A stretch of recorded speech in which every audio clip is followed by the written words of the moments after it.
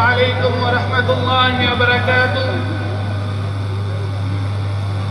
الحمد لله الذي أبدع الأفلاك والأرضين، والصلاة والسلام على من كان نبيا وآدم بين الماء والطين، وعلى آله وأصحابه أجمعين. أما بعد، فأعوذ بالله من الشيطان الرجيم. بسم الله الرحمن الرحيم. لا إكراه في الدين. صدق الله العظيم.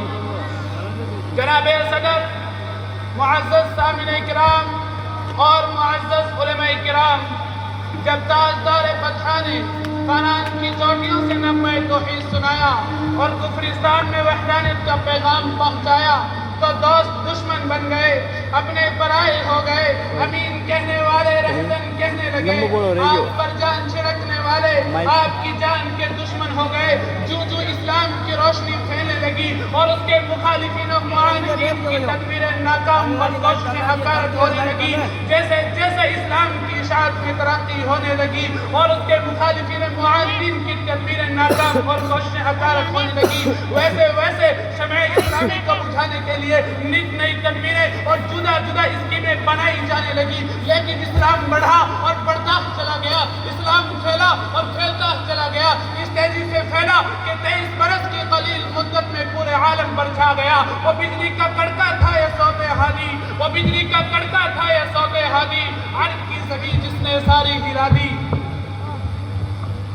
لوگوں، اسلام تلوار کے زور پر نہیں پھیلا، بلکہ اسلام پھیلا ہے ان اخلاق ناصحانہ کی بدولت جو قرآن ہمیں سناتا ہے، اسلام پھیلا ہے ان اخلاق کریمانہ کی بدولت جو صاحب قرآن ہمیں سکھاتا ہے۔ چنانچہ جب ہم احکام اسلام میں غور کرتے ہیں تو اسلام جا بجا انسانیت کی خیر خواہی کرتا ہوا دکھائی دیتا ہے، کہیں بھائی چارے کا سبق دیتے ہوئے کہتا ہے یا ایھا الناس انا خلقناکم من ذکر و انثی، کہ ہم نے ساری دنیا کے انسانوں کو ایک ہی مرد و عورت سے پیدا کیا ہے، اور کہیں انسانوں کے مساوات کو حسین بندن میں باندھتے ہوئے یوں گویا ہوتا ہے لا فضل لعربی علی عجمی ولا لعربی علی عجمی، کہ کسی عجمی کو عربی پر اور کسی عربی کو عجمی پر اور کسی کالے کو گورے پر اور کسی گورے کو کالے پر کوئی فضیلت نہیں، بلکہ سب کے سب برابر ہیں۔ وہ اگر ایک طرف فتنہ و فساد سے روکنے کے لیے لا تفسدوا فی الارض بعد اصلاحها کہہ کر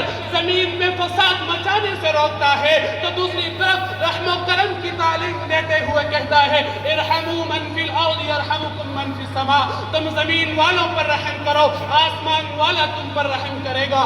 کرو مہربانی تم اہل زمین پر، کرو مہربانی تم اہل زمین پر، خدا مہرباں ہوگا عرش بری پر۔ حضرات، یہ ہے اسلام کی وہ خصوصیات جنہوں نے ہر امیر و غریب، ہر چھوٹے بڑے، ہر کالے گورے کو اسلام کا دل دادا اور گرویدہ بنا دیا۔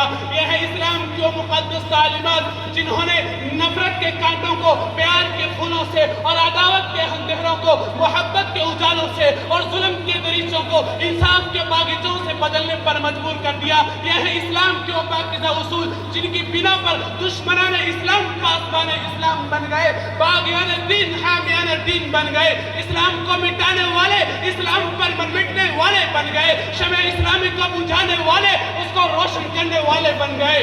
اور جب ہم صاحب قرآن کی زندگی میں نگاہ دوڑاتے ہیں تو آپ صلی اللہ علیہ وسلم کا بھی ایک اہم کردار اور ایک اہم رول نظر آتا ہے۔ چنانچہ میں آپ کی سیرت کو بیان کرنا چاہوں گا، میں آپ کے اخلاق کریمانوں کو بیان کرنا چاہوں گا۔